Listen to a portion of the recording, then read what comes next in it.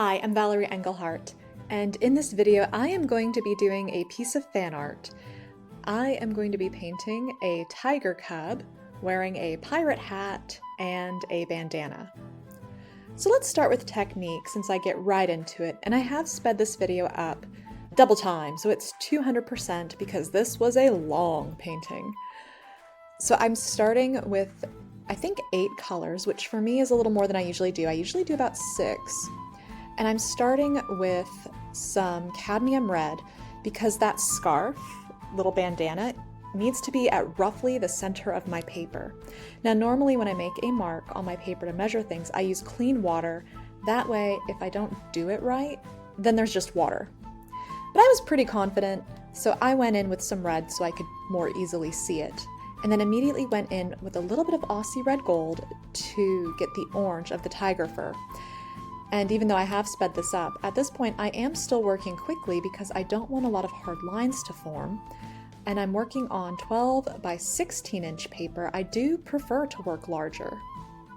It's just, it takes longer because it's bigger, and it's a little bit harder to film. So when I'm filming tutorials, I usually want to use smaller pieces of paper.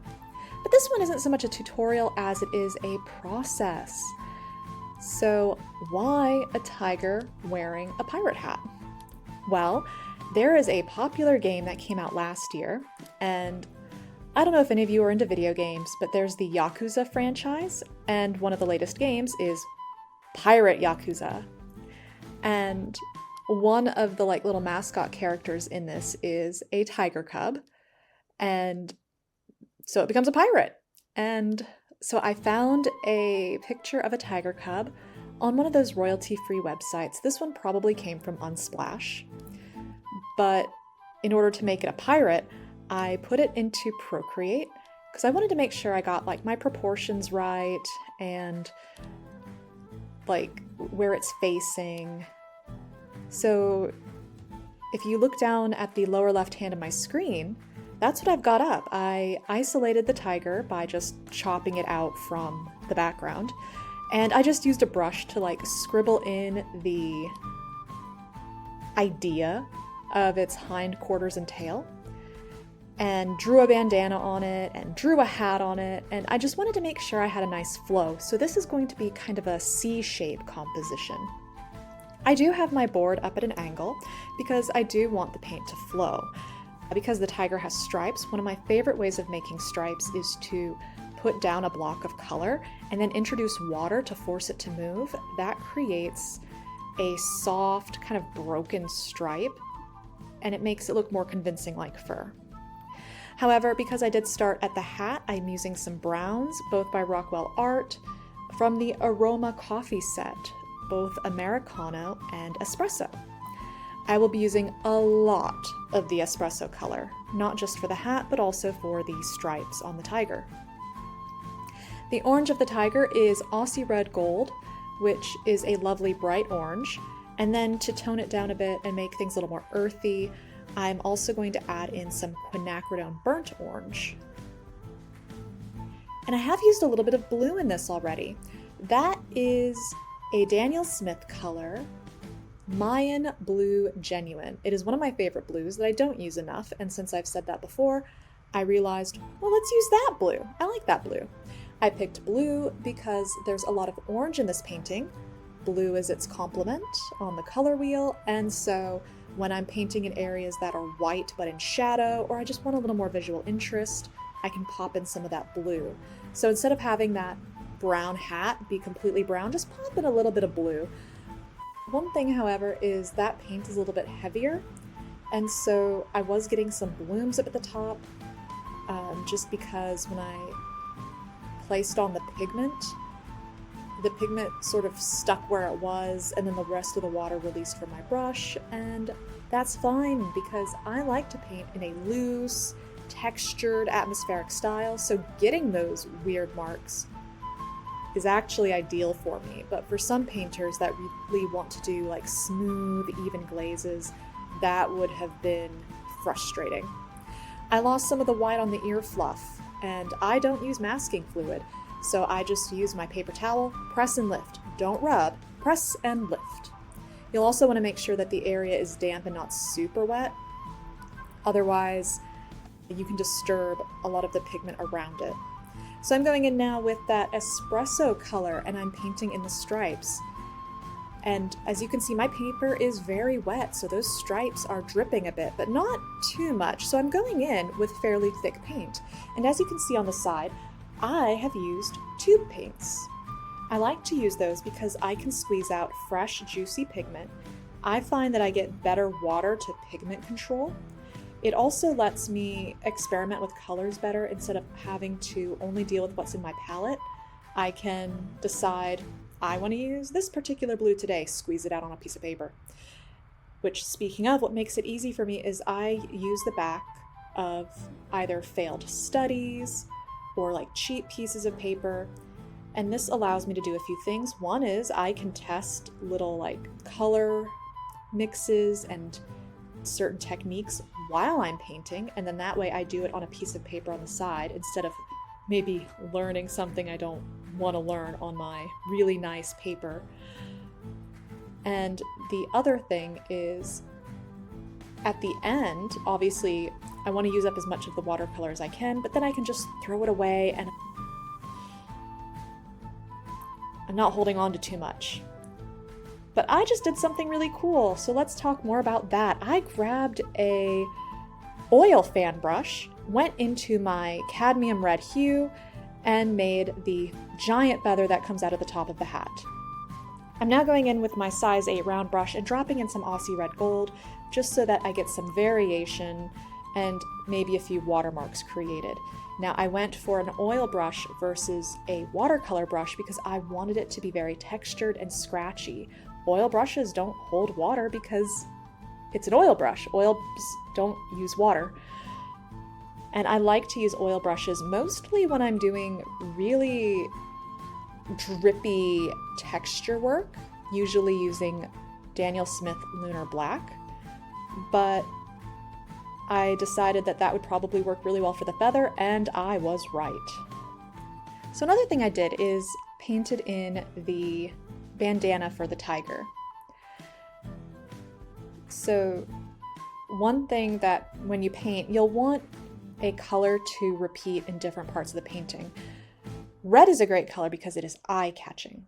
And so by having that red bandana, it does pull the eye to the head of the tiger. And the top, the way that it's curved, it pulls the eye back into the painting. If I had that going very straight or having it point right up to the corner, then it would encourage the eye to leave the painting. And we don't want to do that. We want that eye to bounce around. If it's starting to go out, we want to bring it back in. And that's what this C composition is doing. It will finish it off once I put the tail in, but the idea is to keep the eye moving around the painting, but keeping it on the painting. But yeah, by having that feather curve the way I do, I'm encouraging the eye to come back to the face of the tiger. And this tiger's name is Goro. And what's funny about it is that's also the main character's name. So the main character is a former Yakuza member named Goro Majima. And then it's funny because the tiger is also named Goro, and so you've got Goro and Goro. It's a fun game, and I love the Yakuza games. They are so ridiculous, and they just really are a blast. But okay, why this game?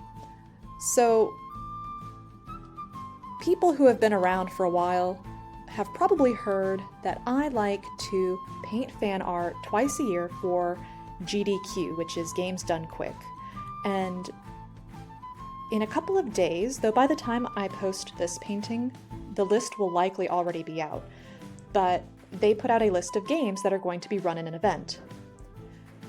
I'll try not to spend too much time on this because I'm sure most of you are just here for the painting process, but what this is a charity event twice a year.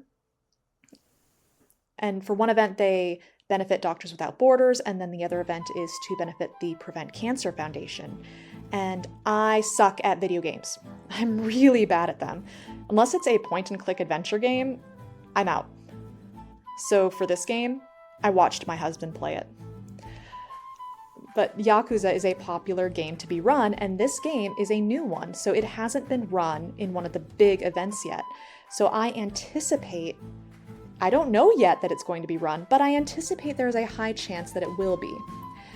And I'm painting this for charity, so what I will do is I will reach out to the prize coordinators and say, hey, here's a painting.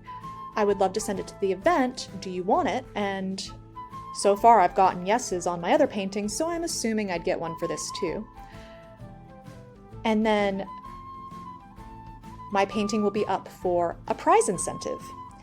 And what that is during a certain block, so because this is a painting for the Yakuza game, if there is a quote-unquote Yakuza block, which means they would play a lot of Yakuza games during that segment, they'll do a prize corner, and sometimes your prize gets featured or sometimes it's just on the website, but they encourage people to donate and you get entered for a chance to win one of the prizes.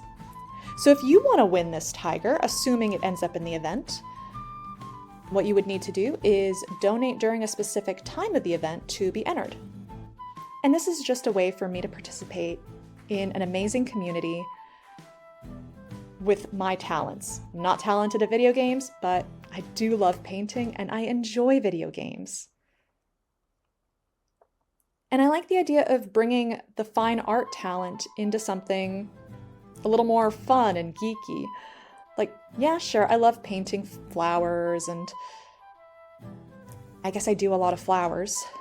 But sometimes, you know what, let's do a tiger wearing a pirate hat. Why not? It's fun. All right, so the side of the tiger, I was mostly talking about GDQ, but I guess I better say I'm also not affiliated with GDQ. I just really think they're cool and I want to be a part of things. But because this backside of the tiger, it's not terribly important in that it is not as important as that face area, but I still need to have it in. So this area is going to be incredibly loose and dreamy and atmospheric. So it's important that it exists, but it's not going to get a lot of attention. Everything's going to be very soft and diffused, especially as it dries because watercolor does dry paler. But there has been a lot of painting going on and we are still technically in the first wash. Going in now with some cadmium yellow. It is watercolor, but it is a more opaque watercolor. So I'm putting that on the bandana because the bandana has some stripes. And I'm keeping those stripes broken up because the bandana has folds in it. On the brush I'm using, so I usually use a silver black velvet size 8 brush, but because this is a much larger canvas or paper block, I am still using a silver black velvet round brush, but this one's a size 12. But it has a fantastic point on it, so I'm still able to paint in fine lines if I want to, but also when putting my brush to the side, I can cover larger areas. And I'm losing some of the white on the paws, so I'm just using a paper towel to lift some of that paint. And then using some of that blue to be some of the other stripes on the bandana. All right, first layer is dry, and it already resembles a tiger, but it's definitely not done. It doesn't have eyes, a nose, the mouth, but I'm starting up at the top and working my way down. So I'm adding a little more definition to the hat at the top. But I do have some lovely marks and lovely bits where like the paper shines through. And so I don't want to cover everything. I do want to create some separation between where the hat ends and the tiger begins. But I don't want to lose those beautiful marks I already have. And I mean, look around the belly and chest of the tiger. Look at those texture marks. Anytime that watercolor does that naturally on its own, I get so excited because I didn't plan that. The watercolor did that. Now, it does help that since I've painted a lot, I knew the conditions to get my paper to get the nice marks, but I couldn't plan it. I just had to hope. And the watercolor delivered. I guess another thing I want to point out is on the left side of the tiger, do you notice where the body is and then it diffuses, but there's like this white line? So that was me trying to be a little sneaky about having there be lost and found edges, hard and soft. And so that light is meant to be where the tiger actually ends, but I wanted to keep things nice and loose and atmospheric, so I would leave really tiny gaps, almost as if that were a drawing. But oh man, I already moved into the eye. Now, I want to talk about the eye a bit, and I really should have zoomed in here.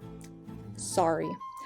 But I did leave that area white before because I knew I wanted to put the eye there, but I didn't want to paint the eye first. And I am using the quinacridone burnt orange. I paint the shape of the eye, I left a small gap for a highlight, and then after I put in my color, I waited a minute, and then I dried my brush, and I lifted a curved highlight at the bottom. That gives the eye that rounded, like glossy look, without me having to use gouache. Now, one thing I have struggled with in the past is that, like on my reference photo, which you can't see right now, animals typically do have a pupil. Many of them have a pupil. This tiger has a pupil. But when I go to put in a pupil, I usually end up making it look a little cartoonish. So for this painting, I decided just do the little swoosh to create that glassy effect and leave it alone because I think it looks really great, and it dried beautifully. I ended up not having to really do anything else with the eye, and it was perfect. It's actually, I think, one of the best animal eyes I've ever done, and it's just this small little bit of quinacridone burnt orange.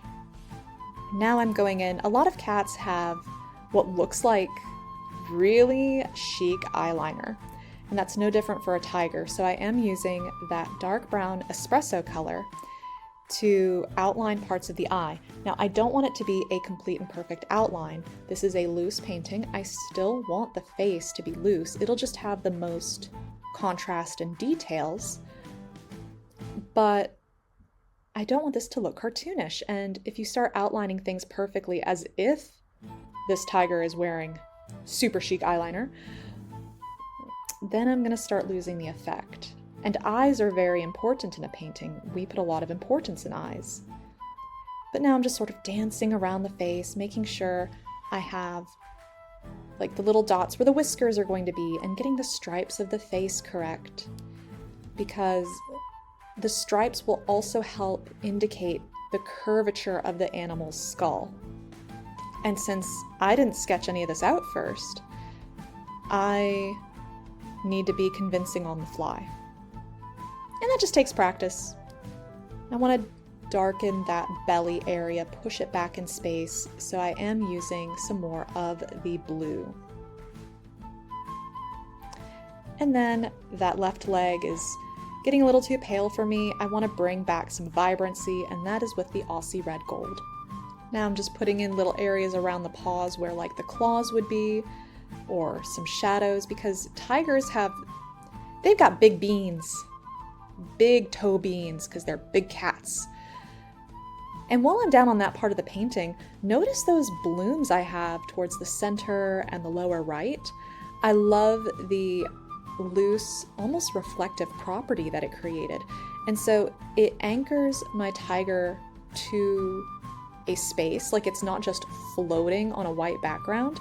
Even though I keep the background white, by having that color flow downwards, and yet having a few hard edges to create separation of where the tiger is versus whatever surface it is on, it grounds it, I guess is the best that I can say. It's not just floating in space, it actually is sitting. Okay, now this is a part that makes me, I had trouble, but I had to be confident, paint what I see, not what I think I see. And this tiger's mouth is open a little. And I wanted to be true to that. And also, I wanted to be brave. I wanted to continue with how the tiger looked. But that is a big block of dark value. And having that be on the tiger's face is a little nerve-wracking, because if I screw that up, I mean, sure, I can come back from it, but it would be tricky and I'd be a little disappointed, I'd have to say. So in the image, a little bit of its tongue is sticking out and I think it's so cute. So I do put in some pink. And then for the lip, tigers have like those black lips, so I used the espresso brown. But I didn't want it to be just a block of dark brown, even though the image, it was all a very dark value. Just because you have a dark value doesn't mean you have to go in with the darkest color. So I also go in with some of the quinacridone burnt orange. And then that way I get kind of a lively glow. And I found that that got a little too dark, so I used my paper towel, lifted it, and then I go back and soften. But you can use other colors, and I would encourage you to go with a more lively color for those big blocks of dark value if you are painting a living creature. And honestly, it'd probably be a really cool thing to do if you were painting like architecture too. Like have a really warm, vibrant shadow. Well, that'd be really nice. I just don't paint buildings, but I really enjoy paintings of buildings.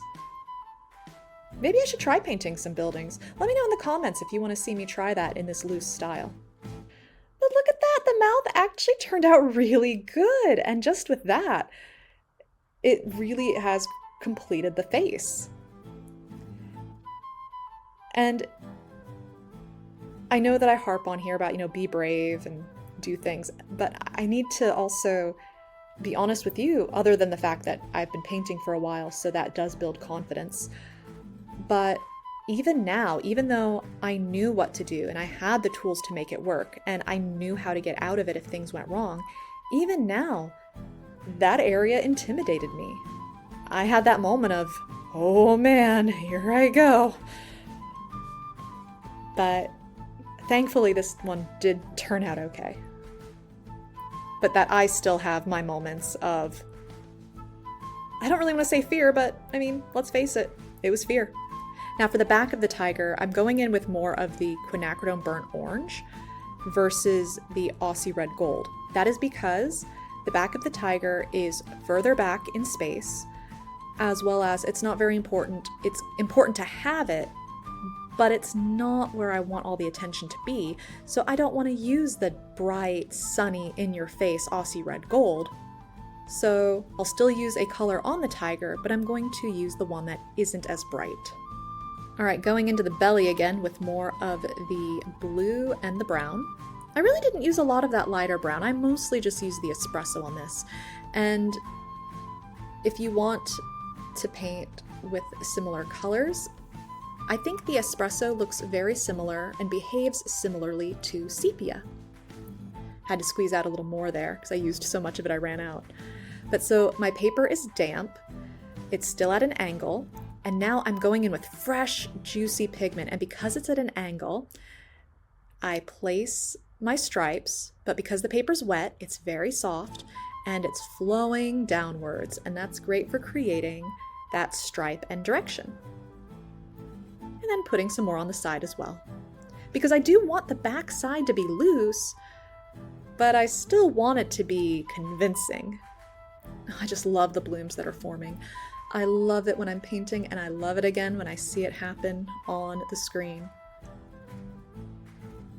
Like, watercolor is one of the mediums where it is actually entertaining to watch paint dry. Oh, but now I've forgotten if I said it or not. So if you want to use that really deep dark brown, I find that it behaves a lot like sepia. So if you're there like, I really want to paint like you, but I don't want to buy more paint, that's fine, use whatever you got. In this case, use a really dark brown. That's on the cool end of the spectrum. Like sepia. And for the tiger, any orange will do. Alright, I did actually remember to go close up here because I want to put a little bit of bling on this hat. So I've pulled out a size 3 synthetic Da Vinci Cosmos top spin round brush, and I'm going straight into my tube that I have off camera, my bad, of Holbein Brilliant Gold Gouache. And so I'm having to like wet my brush, scoop out some paint, and then paint it on. But it needed a little extra something something up at the top. And so just outlining the edges. Don't want to get too crazy because the story is not about the hat. It is about the tiger wearing the hat. But I love to add some gold to a painting. However, that does mean I'll probably want to send in the original and not just a print, because when you add gold paint to a painting, it doesn't really scan so well. And printers, at least the ones I use, can't print the gold. So this is the part of the painting where I just go through and bring out some of my whites with some gouache. I had put some shine on the eye, but I decided I didn't like it, so I actually used my finger to smudge it out. And now I'm just accentuating the white fluffy bits on the ear and some of the areas around the mouth just to really bring it forward. That fur is white. But not everywhere, just little bits. I was actually pretty impressed with how much I did manage to leave white on the face. And lastly, we're gonna put in some final stroked details. So I thought that the bandana needed a little more definition in its folds, so I put in some bold lines and then softened them in the middle in a couple places just so they weren't so pronounced, but still there. So if you liked this video, press that like button so I know to make more like this, and if you want to see more, subscribe and ring the bell because I make videos every Monday and Thursday. Thanks so much for watching. I'll catch you next time. Bye!